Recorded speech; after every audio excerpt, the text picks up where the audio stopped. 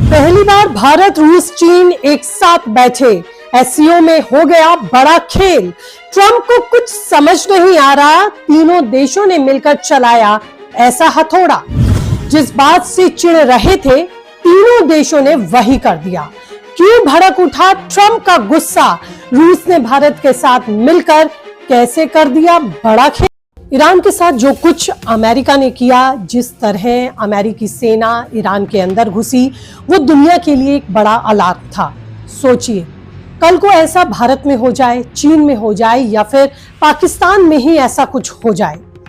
और ये बात भारत समझ रहा है, चीन समझ रहा है और रूस तो बहुत पहले से अच्छे से समझ रहा है। तभी तो चीन में हुई एससीओ समिट में एक मजबूत पृष्ठभूमि तैयार की गई, जिसे सुनकर डोनाल्ड ट्रंप का पारा 7वें आसमान पर पहुंच गया। ट्रंप हमेशा एससीओ को अपने निशाने पर रखते हैं। उनके हिसाब से ये समिट अमेरिका की घेराबंदी के लिए होती है। लेकिन सच बताएं तो इस बार जो हुआ वो दुनिया को हैरान कर रहा है।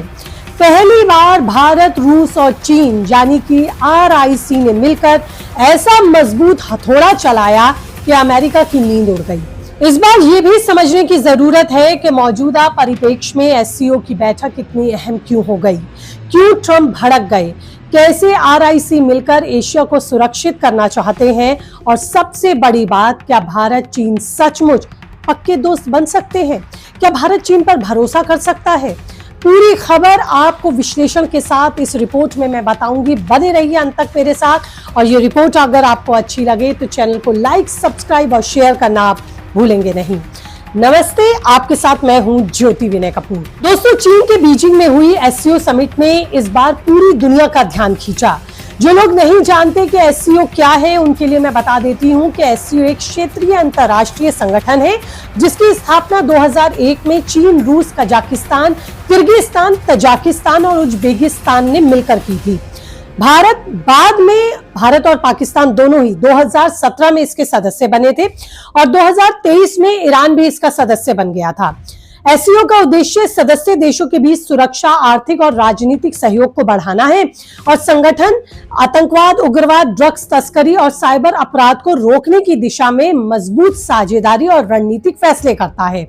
और इसी समिट की बैठक में, जिसमें रूस के रक्षा मंत्री, भारत के रक्षा मंत्री राजनाथ सिंह और चीन के रक्षा मंत्रियों ने एक साथ बात की है, जब तीनों देशों ने मिलकर मिडिल ईस्ट के तनाव पर, खासकर ईरान इजराइल जंग पर खुलकर बात की, तो खबर के मुताबिक रूस ने साफ कहा कि मिडिल ईस्ट में अमेरिका की दादागिरी को रोकना होगा। भारत और चीन ने भी इस पर सहमति जताई। एससीओ में तीनों देशों ने एक साझा बयान जारी किया जिसमें शांति, सहयोग और रक्षा को प्राथमिकता दी गई। ईरान इजराइल के बीच अमेरिका का जो रवैया दुनिया को देखने को मिला, उसने मिडिल ईस्ट में चिंताओं को और गहरा कर दिया। इसलिए एससीओ की बैठक में RIC के बीच मंथन को काफी महत्वपूर्ण माना जा रहा है, जिसे ट्रंप हमेशा अमेरिका विरोधी क्लब कहते आए हैं। लेकिन भारत ने साफ किया कि ये समिट क्षेत्रीय स्थिरता के लिए है। रूस लगातार ये कोशिश कर ही रहा है कि RIC की ताकत को बढ़ाकर अमेरिका के दखल को इस क्षेत्र में कम किया जाए या फिर रोक दिया जाए। RIC के बढ़ते कदम, भारत और चीन के सुधरते रिश्तों को देखकर अक्सर अमेरिका बेचैन हो उठता है। आप समझते हैं कि एससीओ समिट में ऐसा क्या हुआ जो ट्रंप को हैरान कर गया? सबसे पहले तो ये समझिए कि रूस, भारत और चीन ने मिलकर मिडिल ईस्ट में शांति की क्या बात की। रूस ने कहा कि ईरान को उकसाने से मिडिल ईस्ट में और अस्थिरता बढ़ेगी। भारत ने भी इस पर सहमति जताई, क्योंकि ईरान भारत का अहम साझेदार है। चाबार पोर्ट और तेल आयात के लिए भारत, ईरान दोनों के बीच साझेदारी चलती है और भारत की ईरान जरूरत है। भारत ने भी माना कि जंग से कोई फायदा नहीं होने वाला, बातचीत से ही हल निकलेगा।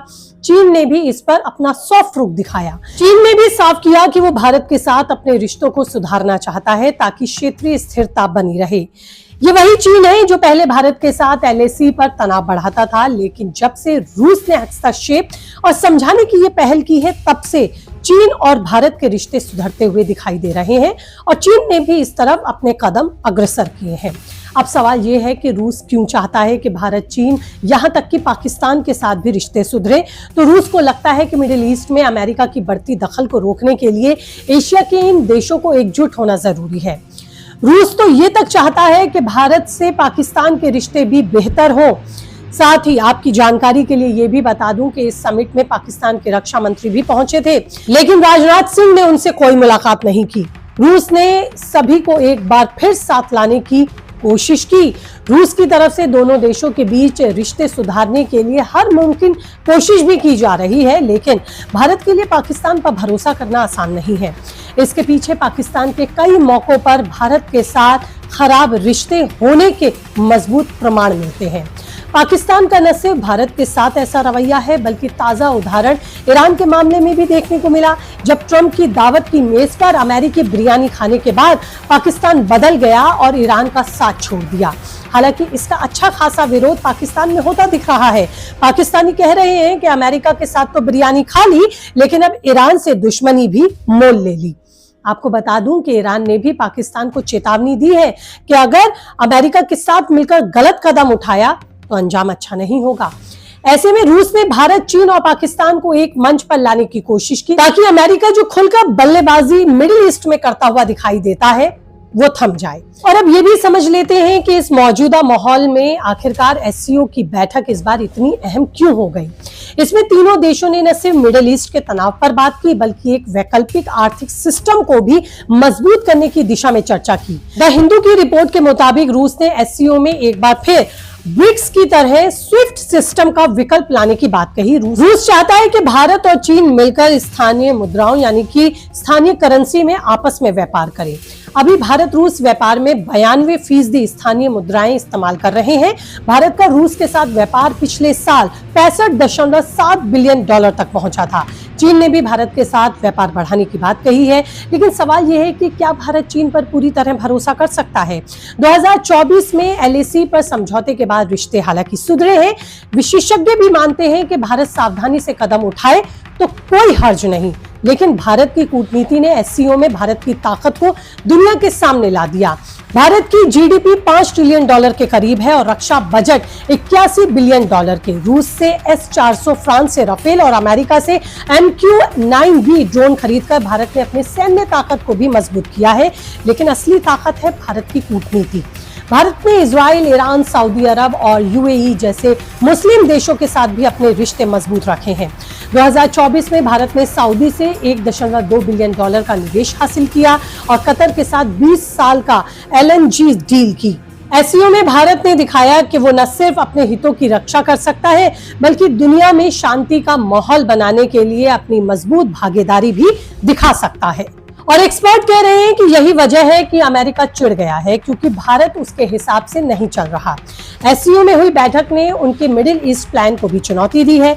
विदेश नीति की एक रिपोर्ट कहती है कि ट्रंप चाहते हैं कि भारत और चीन उनके साथ मिलकर ईरान पर दबाव बनाए, लेकिन भारत ने तटस्थ रुख अपनाया। रूस ने भी ईरान का समर्थन दिया और चीन ने भी साफ किया कि वो अमेरिका के छोटे यार्ड ऊंची दीवार नीति के खिलाफ है। मतलब साफ है कि अब कोई भी देश अमेरिका के इशारों पर नाचता नहीं दिख रहा और भारत का रुख तो बिल्कुल साफ है। एससीओ समिट में भारत ने बताया कि वो आगे बढ़ेगा, उसे आगे बढ़ने से अब कोई रोक नहीं पाएगा। आपको बता दें कि पहली बार तीनों देशों ने एक साथ मिडिल ईस्ट में शांति की बात और मिडिल ईस्ट को मजबूत करने को लेकर चर्चा की। भारत ने दिखाया कि वो न सिर्फ अपनी अर्थव्यवस्था को, ग्रीन एनर्जी को मजबूत कर रहा है, बल्कि ग्लोबल शांति में भी एक बड़ा प्लेयर साबित हो रहा है। इसलिए तो भारत का लोहा रूस भी मान रहा है और उसको लगातार तवज्जो दे रहा है। चीन भी भारत के साथ अब आने वाले दिनों में अपने रिश्तों को और मजबूत करना चाहता है। तो आपको क्या लगता है, यहाँ पर जियोपॉलिटिक्स के मौजूदा समीकरण देखते हुए क्या हम चीन पे भरोसा कर सकते हैं, या फिर मिडिल ईस्ट में अमेरिका को रोकना या फिर उसकी दखलंदाजी को कम करना क्या एशिया के लिए हितकर होगा? आपकी क्या सोच है, आप क्या मानते हैं? कीजिए कमेंट, रहेगा मुझे इंतजार। फिलहाल चैनल को लाइक, सब्सक्राइब और शेयर करना आप भूलेंगे नहीं। अगर ये रिपोर्ट आपको अच्छी लगी है तो आपका एक क्लिक मुझे मजबूत करेगा। नमस्ते।